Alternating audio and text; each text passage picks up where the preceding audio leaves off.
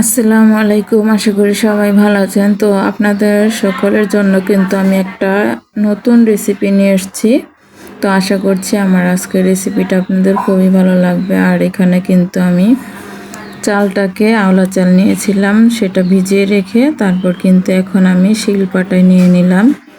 এখন কিন্তু এই যে দেখতে পাচ্ছেন ঝরঝরা চালটাকে কিন্তু আমি শিলপাট তো আপনারা চাইলে শিলপাটার বদলে কিন্তু আপনারা ব্লেন্ডারও করে নিতে পারেন চালটাকে। তো এখানে দেখতে পাচ্ছেন আমি শিলপাটাই কিন্তু বেটে নিচ্ছি।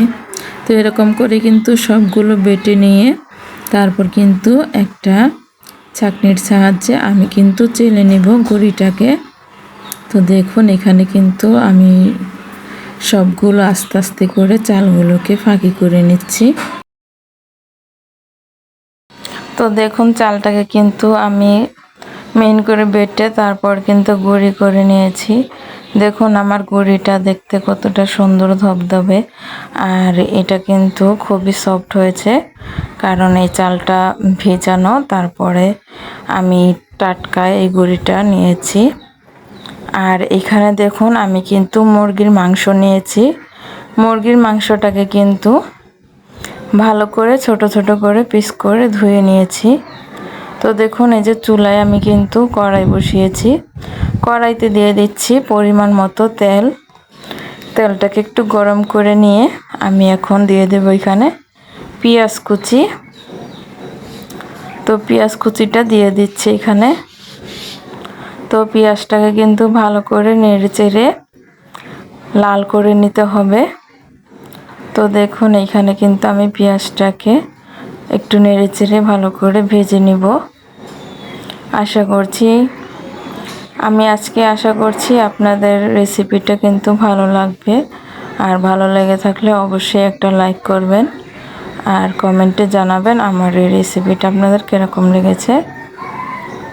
তো দেখুন এখানে কিন্তু পেঁয়াজটাকে ভালো করে ভেজে নিচ্ছি। একটু নেড়ে চেড়ে ভালো করে কিন্তু ভেজে নিলে হয়ে যাবে। তো দেখুন এখানে কিন্তু পেঁয়াজটাকে একটু নেড়ে চেড়ে ভালো করে ভেজে নিতে হবে। তো আমি কিন্তু একটু সময় নিয়ে ভেজে নিচ্ছি, দেখতেই পাচ্ছেন। সবার জন্য কিন্তু আমি আপনাদের মাঝে একটা নতুন রেসিপি নিয়ে এসেছি। তো সবাই কিন্তু আমাকে সাপোর্ট করলে আমি আরও নতুন নতুন রেসিপি নিয়ে আসব আপনাদের মাঝে। তো দেখুন পেঁয়াজটা কিন্তু ভালো করে নেড়ে চেড়ে আমি কিন্তু রান্না করে নিচ্ছি। দেখতেই পাচ্ছেন পেঁয়াজের কালারটা কীরকম হয়েছে। আর এখনও যারা আমার চ্যানেলটিকে সাবস্ক্রাইব করেননি তারা অবশ্যই সাবস্ক্রাইব করে পাশে থাকবেন, কারণ নতুন নতুন রেসিপি পেতে হলে অবশ্যই সাবস্ক্রাইব করে পাশে থাকতে হবে, যেন আমি কোনো রেসিপি ছাড়লে কিন্তু আপনার কাছে নোটিফিকেশনটা চলে যায় তার জন্য।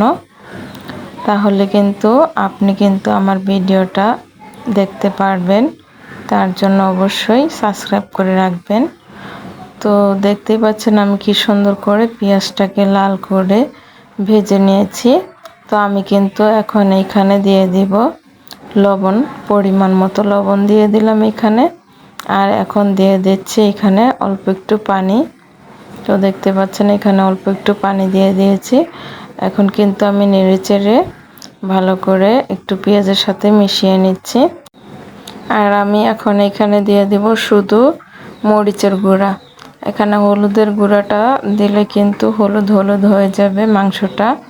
তো তার জন্য কিন্তু আমি মাংসটাকে সাদা রান্না করব, তার জন্য এখানে আমি মরিচের গুঁড়াটা দিয়ে দিলাম।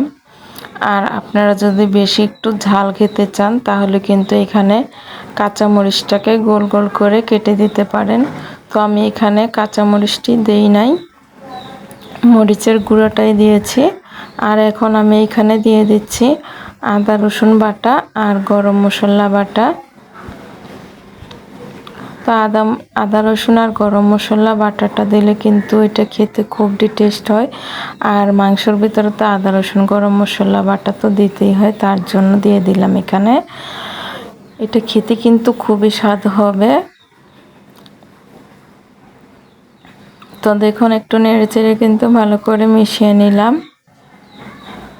আর এখন এই যে মুরগির মাংসটা কেটে রেখেছিলাম ছোট ছোট করে, এখন সেটা কিন্তু আমি দিয়ে দিলাম এখানে। এখন নেড়েচেড়ে মিশিয়ে নিব। আমার এই আজকের রেসিপিটা কিন্তু বড় থেকে ছোট সকলেরই খুব পছন্দের খাবার হবে। তো আমাদের বাসায় কিন্তু সবাই এই খাবারটা খায়, তার জন্য কিন্তু আমি আজকে আপনাদের সাথে শেয়ার করছি।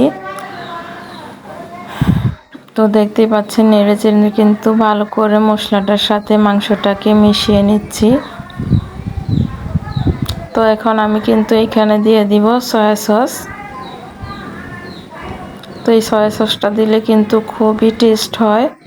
এখন কিন্তু আমি এখানে একটু নাড়াচাড়া দিয়ে দিচ্ছি।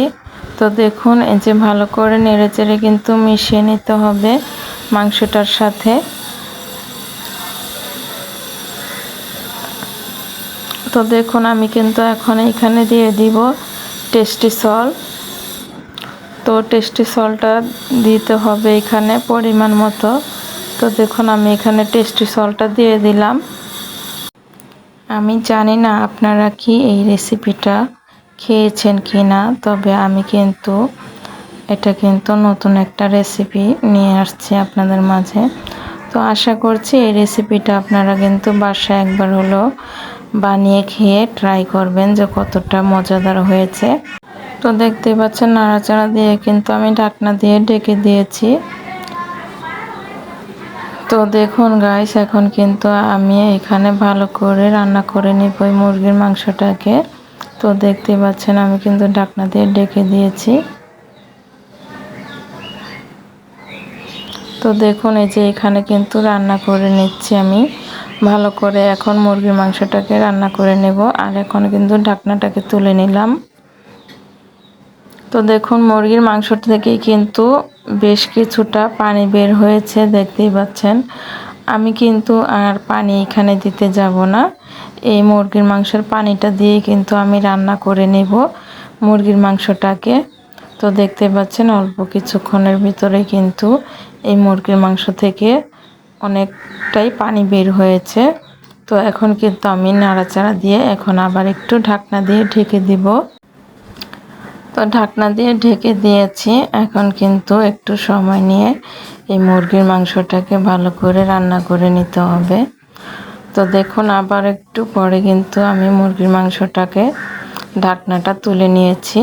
তো দেখতে পাচ্ছেন আমার মাংসর যে পানিটা ছিল সেটা কিন্তু শুকিয়ে গিয়েছে। তো এরকম করে কিন্তু মুরগির মাংসের পানিটাকে কিন্তু শুকিয়ে নিতে হবে। তো দেখুন এই যে কিন্তু এখানে শুকিয়ে গেছে। তো তারপরেও কিন্তু আরেকটু ভালো করে নেড়েচেড়ে আমার কিন্তু মুরগির মাংসটাকে ভেজে নিতে হবে।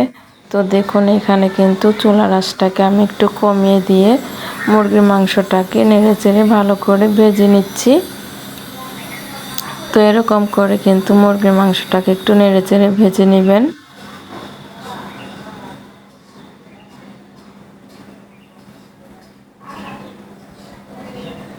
তো দেখুন আমার কিন্তু এখানে মুরগির মাংস রান্না করাটা কিন্তু কিরকম হয়েছে দেখতে পাচ্ছেন।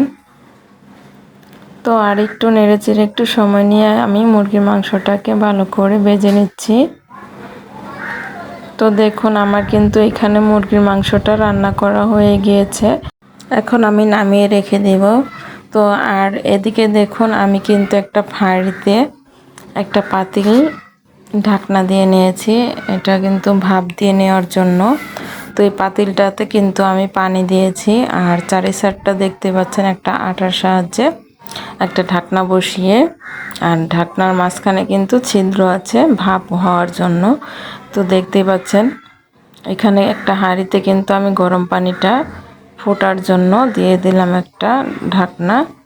তো আর এইখানে দেখুন আমি কিন্তু একটা ছেনিতে গুঁড়িগুলো নিয়েছি আর এখানে স্বাদ মতো লবণ দিয়ে দিয়েছি আর দিয়ে দিয়েছি পানি। এখন হাত দিয়ে কিন্তু ভালো করে একটা পানিটার সাথে গুঁড়িটাকে মিশিয়ে নিতে হবে। তো দেখেই বুঝতে পারতেছেন কি সুন্দর করে হাত দিয়ে মিশিয়ে নেওয়া হচ্ছে গুঁড়িটার সাথে পানিটাকে। তো এরকম করে কিন্তু হাত দিয়ে ভালো করে মিশিয়ে নিতে হবে।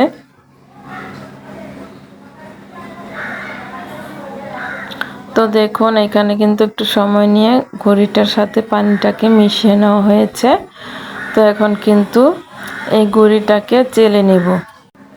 তো দেখুন এই যে এখানে কিন্তু এক সাইড করে নিচ্ছি গুঁড়িটাকে নিয়ে এখন কিন্তু এই যে একটা নেটের সাহায্যে কিন্তু আমি এখানে গুঁড়িটাকে চেলে নিচ্ছি।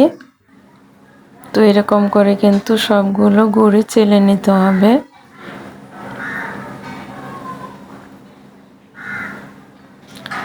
তো দেখুন আমি কিন্তু এখানে সবগুলো গুঁড়ি কিন্তু চেলে নিয়েছি আর দেখতেই পাচ্ছেন কি সুন্দর হয়েছে চালাটা। এরকম করে কিন্তু গুঁড়িটাকে চেলে নিতে হবে।